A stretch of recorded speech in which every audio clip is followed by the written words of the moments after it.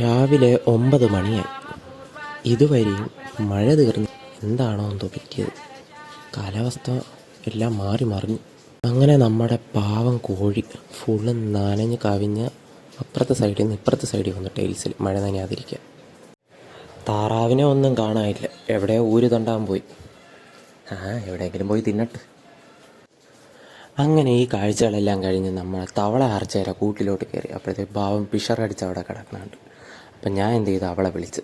അപ്പോൾ അവൾ പയ്യെ അവിടെ നിന്ന് എണീച്ച് പുതുക്കോ എന്ന് പറഞ്ഞ് നടന്ന് എൻ്റെ അടുത്തേക്ക് വന്നു. അപ്പം ഞാൻ അവളുടെ അടുത്ത് പറഞ്ഞ്, അർച്ചേ ആ ബോളൊന്ന് ഇട്. അവസാനം എന്നെ ഒരു പുച്ഛത്തോടെ ഒരു നോട്ടം, എന്നിട്ട് അങ്ങോട്ട് മാറി നിന്നു. ലാസ്റ്റ് ഞാൻ തന്നെ പോയി ആ ബോളിങ്ങെടുത്ത് ബോളെടുത്ത് വെളിയിലേക്ക് വന്ന് പയ്യെ ഒന്ന് ഇട്ട് കൊടുത്തു. അപ്പോൾ അവൾക്ക് ഈ കുഞ്ഞ് സാമാനമൊന്നും വേണ്ട, 450 രൂപയായി ഈ ബോളിന്. അതിൻ്റെ അകത്തൊരു കിലുക്കം പോലത്തെ ഒരു ശബ്ദമുണ്ട്. അവൾക്ക് ഈ ബോളൊന്നും വേണ്ട, അവൾക്ക് അവളുടെ സൈസിനുള്ള ബോളുണ്ടെങ്കിലേ അവൾ കളിക്കത്തുള്ളൂ. അത് ഈ ഫുട്ബോളൊക്കെ ആണെങ്കിൽ അവൾക്ക് ഭയങ്കര ഇഷ്ടമാണ്.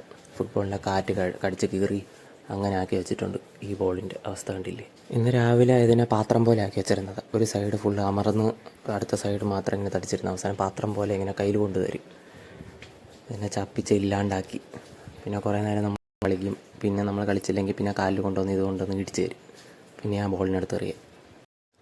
അങ്ങനെ നമ്മൾ ഇൻക്യുബേറ്ററിൽ വിരിപ്പിച്ച താറാക്കൾക്ക് ഇപ്പോൾ 2 ആഴ്ച പ്രായമായിട്ടുണ്ട്.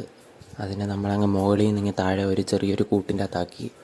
അതിന് നമ്മൾ പ്രീ സ്റ്റാർട്ടറും വെള്ളവും വെച്ച് കൊടുത്തു.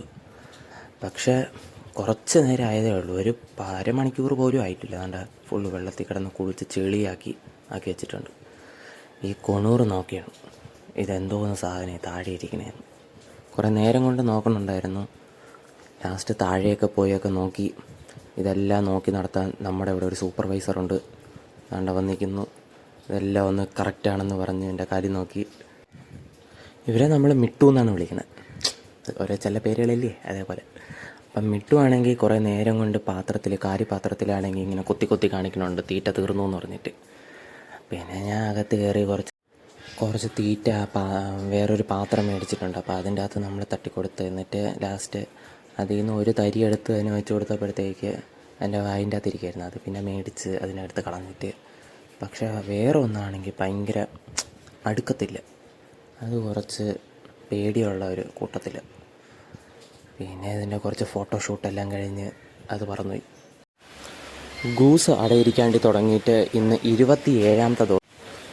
നോർമലി 30 ദിവസമൊക്കെ വേണം. അതിനെ കണ്ടു കഴിഞ്ഞ് നേരെ മണിത്താറാവിൻ്റെ അടുത്തേക്ക് പോയി. മണിത്താറാവാണെങ്കിൽ ഏതൊരു മുട്ടയുടെ മണ്ടയിൽ കയറിയിരുന്ന് ഭയങ്കര ബ്രൂഡിങ് ടൈമിലാണ്. അപ്പോൾ അത് നോക്കിയപ്പോഴത്തേക്ക് കോഴി മുട്ടയിട്ടായിരുന്നു.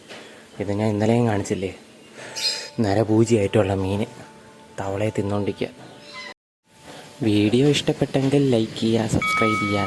Thank you.